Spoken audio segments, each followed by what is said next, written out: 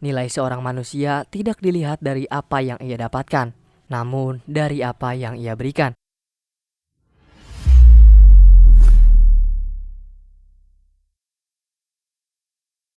Halo Cinefile, gimana kabar kalian hari ini? Sudah merasakan kebahagiaan?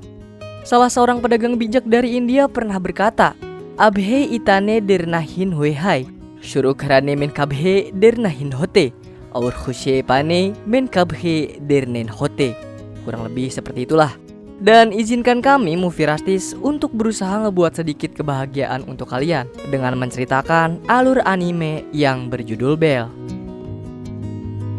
Selamat datang di dunia Yu. Selain FF atau Stumble Guy, Yu juga merupakan sebuah dunia virtual terbaik. Ibaratnya mah kayak metaverse kali ya. Open world mirip game di Ready Player One, tapi ini tuh seperti sosial media virtual.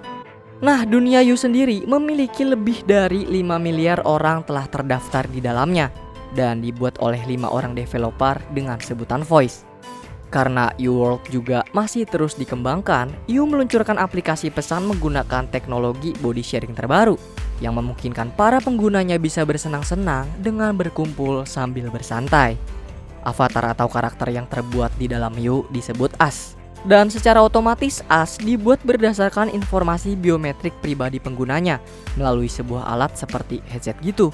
Jadi kesimpulannya, dunia Yu adalah dunia virtualnya, sedangkan As adalah karakter kita sendiri di dalam dunia Yu, teman-teman. Wanita ini adalah Belle, sebuah as terkenal, seleb Yu tercantik dari 5 miliar karakter yang ada di Yu World yang terbuat dari biometrik milik seorang remaja wanita bernama Suzu. Suzu tinggal jauh di bawah kaki gunung hanya berdua dengan sang ayah. Ketentraman ia dapatkan di sana dengan pemandangan alam dan jauh dari kebisingan kendaraan yang sangat menyejukkan hati. Suzu bersekolah di SMK Negeri 1 Depok. Ada salah satu siswi bernama Ruka yang menjadi kembang sekolah dan selalu mendapat pujian dari anak-anak lain. Tapi menurut Hiro, ia menganggap Ruka biasa aja. Selain Ruka ada juga Kamishin, pria konyol yang terlihat berbanding jauh berbalik dengan Ruka. Terus ada lagi Shinobu, pria idaman seperti saya yang sangat terkenal di kalangan para wanita. Dia adalah teman sedari kecil Suzu. Saat kecil, Suzu adalah anak overaktif yang sangat ceria. Ia selalu menghabiskan waktu bahagia bersama kedua orang tuanya, dirawat dengan penuh cinta, bermain, dan belajar banyak hal baru dari mereka. Bahkan semenjak kecil, Suzu menjadi salah satu pro player piano Tales dan bakat musiknya murni keturunan dari sang ibu. Sampai di suatu hari ketika Suzu dan ibunya sedang melakukan rekreasi, seorang bocah terdampar di antara arus sungai yang sangat deras.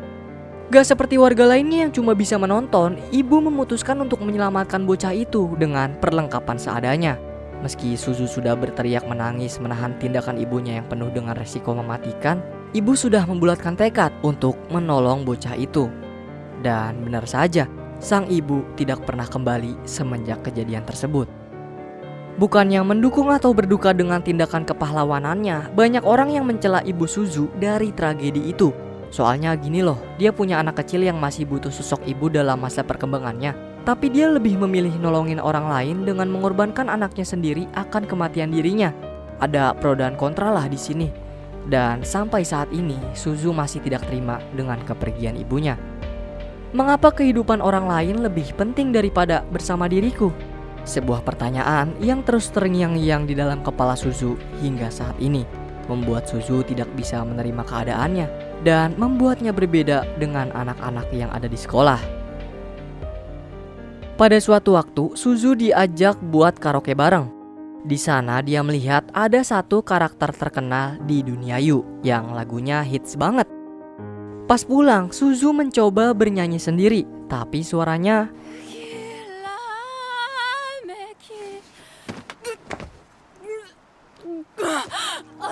Setelah kejadian itu, Suzu disuruh buat bikin as atau karakter di aplikasi Yu oleh Hiro. Karena ia tidak bisa mengubah jalan hidupnya di dunia nyata yang sudah terjadi, so dia memutuskan untuk mengubah jalan hidupnya di dunia virtual. Berbeda dengan aplikasi virtual lainnya, dunia Yu mengcopy semua biometrik tubuh Suzu dan mentransfernya ke dalam as. Karena Suzu bahasa Inggrisnya adalah Bell, jadi deh tuh dia ngasih nama Bell ke karakternya. Bahkan para player nggak perlu pakai VR, cukup dengan alat canggih milik Yu, Suzu bisa merasakan semua yang ada di dunia virtual Yu menggunakan inderanya. Baru pertama karakternya jadi, Suzu mencoba bernyanyi. Dan suaranya mantep banget. Soalnya emang dia ada bakat alami kan. Dan yang suaranya jelek tadi tuh karena nggak pede dan keinget ibunya aja. Para as di sana pada nontonin dan banyak juga yang mencemoohnya. Dibilang caper lah, jelek lah, so asik lah. Lu so asik bangsat. Gitu-gitu dah. Tapi Suzu tentu belum tahu hal itu. Dan keesokan harinya, kehidupan Suzu mulai berubah. Terlihat dari raut wajahnya yang lebih ceria. Secara tiba-tiba dan mendadak kayak tahu bulat, dalam kurun waktu sehari, Bell, as milik Suzu, menjadi seleb Yu. Lagu ciptaannya didengar as lain dan diremix menjadi musik jidak jeduk. Banyak yang gak suka dengan ketenaran Bell secara mendadak, tapi lebih banyak orang yang menyukainya dan mendukung penuh Bell, termasuk anak-anak di sekolahnya. Suzu kaget terheran-heran dan dengan segera ia mendatangi Hiro buat konsultasi. Nah, as Hiro yang bernama Eros sendiri berperan sebagai produsernya as Suzu. Jadi dari awal dia emang udah tahu kalau Suzu adalah Bell. Nah, banyak orang menebak kalau sosok di balik Bell adalah seorang aktris atau aktor terkenal. Namun mereka semua salah besar. Dan hal ini juga menjadi keuntungan buat Hiro sebagai produser sekaligus temannya.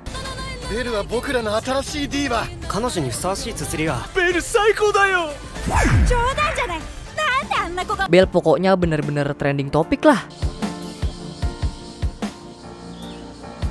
Meski Shinobu sebagai sahabat kecil ingin mengetahui masalahnya, Suzu sama sekali tidak memberitahunya. Ia ngerasa nggak pantas bersanding bergandengan tangan dengan Shinobu, seorang pria tampan rupawan paling keren di satu tongkrongan yang kalau bikin video TikTok selalu FYP seperti saya di depan para siswi. ベルにとって最大規模のライブがここ U の球場スタジアムで行われます。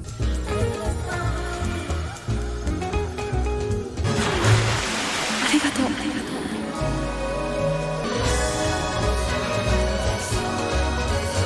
Hiro terus memantau ketenaran Bell yang lagi mau konser virtual. Tapi secara tiba-tiba ada seekor monster naga bernama Beast masuk sambil dikejar oleh para hakim. Mereka adalah penjaga keadilan dan ketertiban semua as di dunia Yu.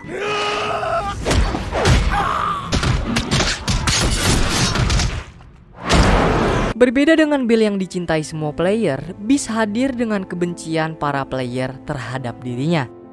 Seorang as bernama Justin juga muncul. Dia adalah pemimpin penjaga keadilan Yu. Nah, dia ini mencoba mengungkap siapa orang di balik Beast sebenarnya dengan menggunakan laser. Bell sangat penasaran dengan tujuan as naga tadi dan sangat penasaran siapa sebenarnya dia. Hiro menjelaskan kalau setiap player sinkron dengan satu as di dunia Yu. Jadi kalian gak bisa tuh ngebuat karakter lain atau akun Smurf. Kalau udah kedaftar satu ya selamanya. Selain itu ia juga terus mencari tentang kepemilikan as Beast, tapi tidak menemukan apapun di imbah Google. Selain kehadirannya secara tiba-tiba di dunia Yu sekitar 7 bulan lalu saat Beast mengalahkan ratusan as. Oleh karena itu, Hiro akan mencari informasi dari mantan-mantan lawan Beast itu. Salah satu as malaikat muncul. Nah, karakter inilah yang pertama kali menyanjung bakat nyanyian Bell. Tapi nih dia nggak memberikan keterangan apa-apa. Dari semua as, salah satu dari mereka curiga terhadap seorang seniman bernama Jelinek. Soalnya ia memiliki tato yang sama seperti tanda yang ada di jubah milik Beast. Hiro segera menghubunginya dan menyodorkan banyak pertanyaan. Namun Jelinek sendiri nggak menjawab apa-apa. Selain Jelinek, Hiro mencurigai salah seorang ibu-ibu komplek. Hiro juga mengetahui jika ibu-ibu itu berbohong tentang kegiatan yang ia kerjakan. Sebenarnya foto-foto yang diupdate cuma stok yang udah disiapin dari lama. Hayo, siapa yang ngebohongnya pakai alibi kayak gini? Ngaku deh. Oke, lanjut. Dari semua keterangan dan beberapa fakta yang Hiro tunjukkan kepada Suzu, Suzu menyadari jika semua orang pasti memiliki rahasia mereka masing-masing, bukan? Contohnya kayak Bang Yoga yang punya rahasia kalau ternyata dia dari isekai, reinkarnasi Lubu pada zaman dinasti Warrior. Percaya nggak percaya sih. Sedangkan Suzu semenjak kewafatan ibunya punya rahasia sendiri, yaitu hampir tidak pernah berbicara dengan sang ayah. Di in-game, Hiro meminta Suzu untuk mencari kebenaran tentang Beast melalui salah satu robot AI. Ia juga bertemu dengan as malaikat yang membawanya langsung ke dalam kastil tempat tinggal Beast. Dan di sana tumbuh banyak mawar rahasia hasil perawatannya sendiri. Kehadiran Belle membuat Beast sangat marah. Ia mengusir Belle lalu meninggalkannya. Nah, dari kejadian tersebut dan hasil saran dari emak-emak pelatihnya, membuat Suzu memikirkan cara untuk mendekati Beast dengan membuatkannya sebuah lagu tentang cinta. けれどないのでしょう Secara mendadak, tragedi berpegangan tangan Suzu dan Shinobu di sekolah kemarin membuat banyak anak-anak di sekolah berdebat. Ada yang pro dengan Suzu bahwa ia bisa mengencani siapa saja, terlebih Shinobu adalah teman masa kecilnya. Ada juga yang kontra dengan Suzu, yang bilang kalau cewek cupu kayak dia tuh nggak pantas bersanding dengan Shinobu. Beruntung, Suzu berhasil meredam suasana. Saat ia merenung sambil memperhatikan tekad kuat Kamishin, Shinobu juga ada di sana. Suzu ingin mengatakan hal yang selama ini ia pendam untuk Shinobu, bahwa dirinya tidak memerlukan lagi perlindungan dari Shinobu, layaknya janji Shinobu untuknya saat masih kecil. Soalnya kan sekarang Suzu sudah besar, jadi nggak perlu tuh dia buat merhatiin Suzu lagi. Belle kembali menemui Beast di ruang pribadinya. Namun saat ia akan memeriksa luka di punggung Beast, makhluk itu mengusirnya. Saat Belle keluar kastel dan pergi secara mengendap-endap, Justin bersama para penjaga lain memergokinya dan memaksa Belle untuk membongkar identitas aslinya. Beast pun kembali memunculkan diri untuk menyelamatkan Belle.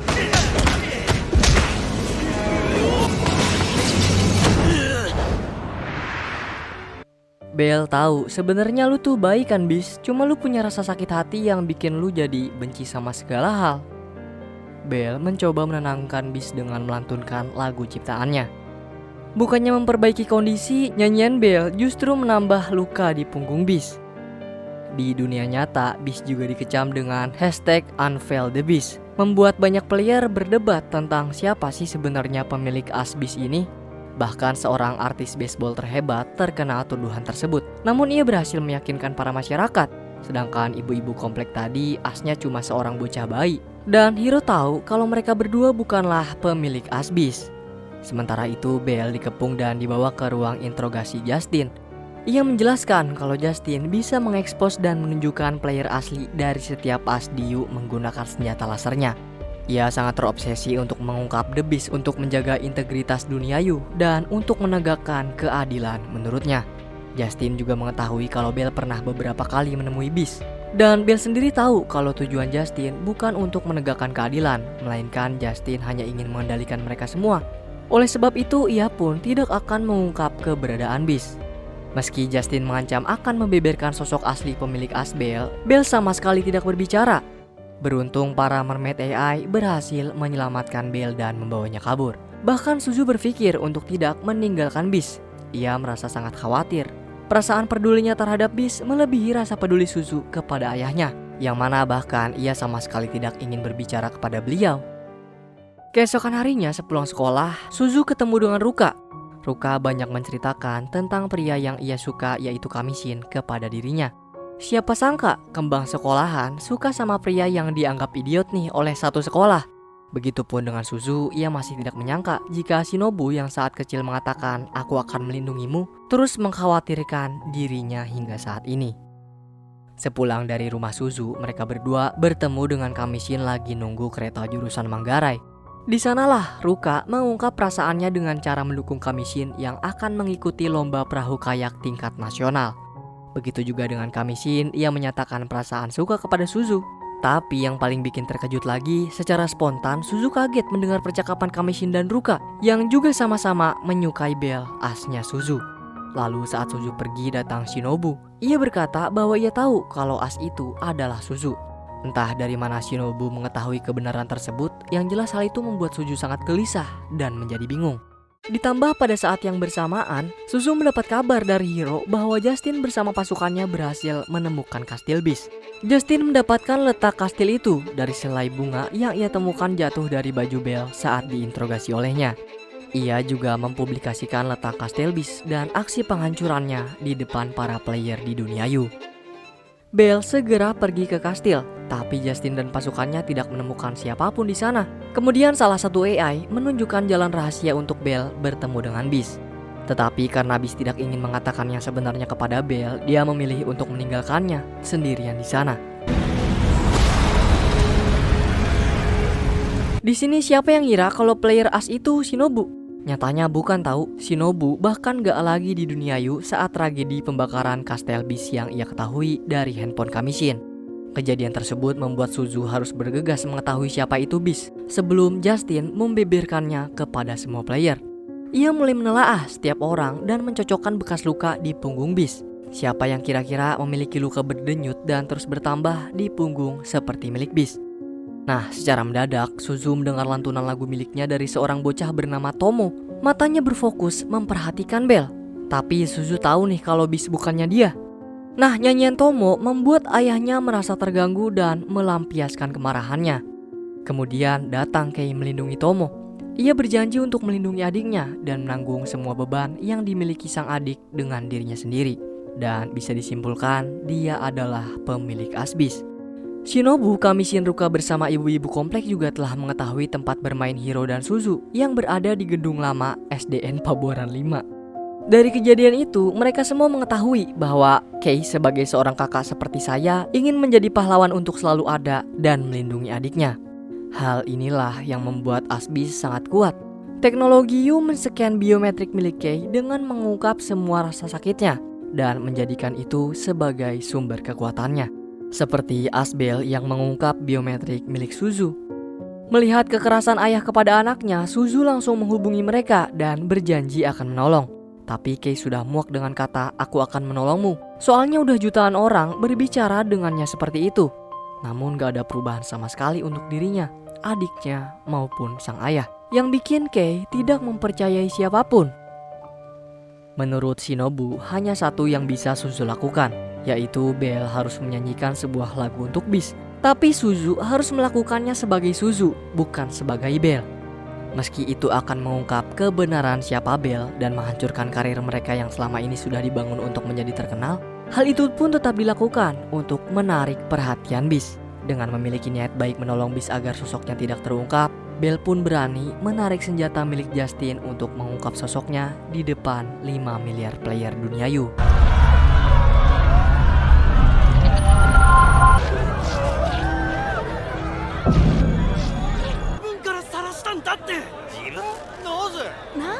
Kemudian ia pun mulai menyanyikan lagu ciptaannya.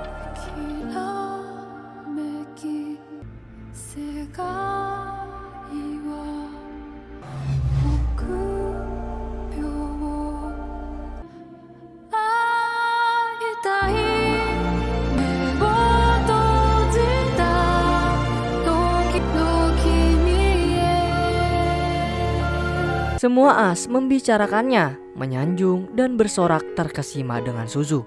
Ia baru mengerti dengan maksud ibunya dulu yang berani mengorbankan diri sendiri untuk menyelamatkan orang lain. Bagaimana kita menikmati pengorbanan untuk orang lain dengan hati ikhlas? Nilai seorang manusia tidak dilihat dari apa yang ia dapatkan, namun dari apa yang ia berikan.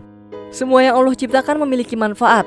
Contoh kecilnya seperti cacing menggemburkan tanah, sapi memberikan susu dan daging, sayuran menjadi makanan bergizi, bahkan sampah dan kotoran yang jijik sekalipun bisa dimanfaatkan menjadi pupuk. Mana mungkin manusia yang Allah muliakan tidak bermanfaat? Saat kita tidak bermanfaat bagi orang lain, bahkan memberi mudorot, boleh jadi derajat kita, lebih rendah dari sampah. Nyanyian Belle berhasil membuat Tomo dan Kei berubah pikiran. Namun saat mereka akan memberitahukan alamat rumah, ayah mereka datang dan memutus pembicaraan. Beruntung pendengaran Hiro sangat tajam. Ia mengetahui letak keberadaan mereka yang masih berada di Jepang. Kamishin dan Shinobu juga mengetahui kalau dua gedung kembar itu berada dekat tempat Kamishin melakukan swap foto di kota Tokyo. Mengetahui informasi tersebut membuat Suzu diantar untuk segera pergi ke stasiun terdekat. Meski seorang diri, Suzu tetap membulatkan tekadnya menolong orang asing. Suzu telah tumbuh dewasa dan memiliki sifat persis seperti ibunya, terhubung dan memahami tentang apa yang orang rasakan dari orang yang belum ia kenal. Di sanalah Suzu bertemu dengan Tomo dan Kei. Ayah mereka masih bersikeras untuk mengajak anak-anaknya pulang. Bahkan ia bertingkah dengan sangat kasar saat Suzu mencoba melindungi mereka berdua dalam pelukannya. Namun Suzu tidak bergeming sedikit pun meski ia mendapatkan luka di wajahnya.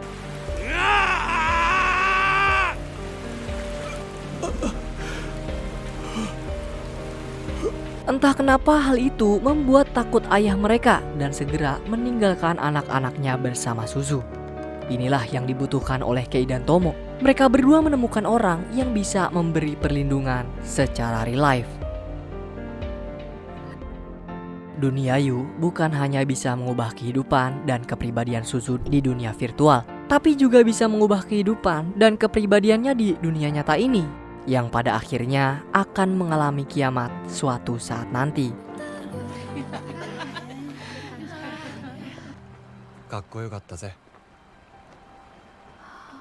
昔からそうしたかったんだ。 Dan kemudian film pun selesai.